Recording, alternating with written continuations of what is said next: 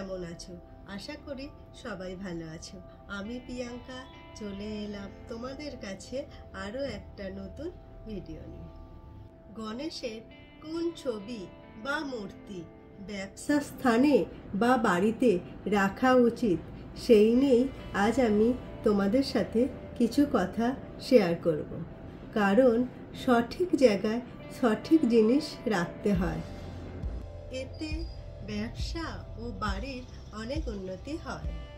এবার আমি তোমাদের বলি বাড়িতে গণেশের কোন ছবি বা মূর্তি রাখবে এবং ব্যবসার স্থানে কোন ছবি বা মূর্তি গণেশের রাখবে সেই নিয়ে আজ আমি তোমাদের কিছু কথা বলবো। তুলসীর অভিশাপে গণেশের দুটো বিয়ে হয়। প্রথম বউয়ের নাম সিদ্ধি এবং দ্বিতীয় বউয়ের নাম ঋদ্ধি। গণেশের দুই পাশে থাকতো দুই বউ, ডান দিকে থাকতো সিদ্ধি এবং বাম দিকে থাকতো ঋদ্ধি।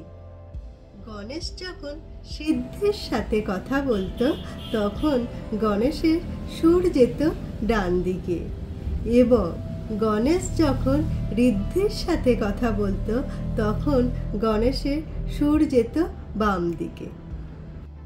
এই কারণে গণেশের দুটো নাম হয়ে গেল, একটা হলো সিদ্ধিদাতা গণেশ আর একটা হলো সমৃদ্ধিদাতা গণেশ।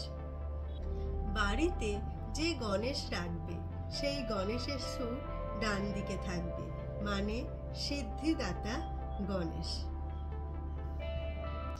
কারণ বাড়িতে তো ভগবানের পুজো হয়, যাতে সবার মন ভগবানের দিকে যায় এবং ভগবানের আশীর্বাদ পায় এবং বাড়ির অনেক উন্নতি হয়। এই কারণে বাড়িতে সিদ্ধিদাতা গণেশ রাখতে হয়। কারণ বাড়িতে তো ভগবানের পুজো হয়, যাতে সবার মন ভগবানের দিকে যায় এবং সবাই যেন ভগবানের আশীর্বাদ পায় এবং মঙ্গল হয় এবং আর্থিক উন্নতির দিক থেকে যেন অনেক সফলতা পায়। সেই কারণে বাড়িতে সিদ্ধিদাতা গণেশ রাখতে হয়।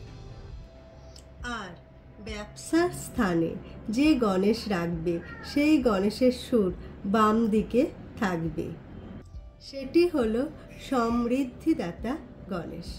কারণ সমৃদ্ধিদাতা গণেশ ব্যবসার স্থানে রাখলে ব্যবসার ধন ও সম্পত্তির দিক থেকে অনেক উন্নতি হয়। সেই কারণে ব্যবসার স্থানে সমৃদ্ধিদাতা গণেশ রাখতে হয়।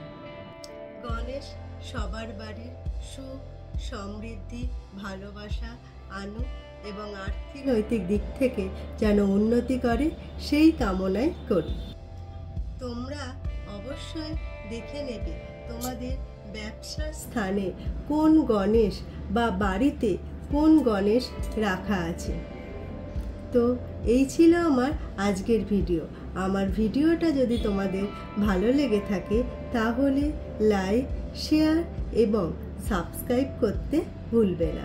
আজকের মতো আসি বন্ধুরা, ভালো থেকো, টাটা।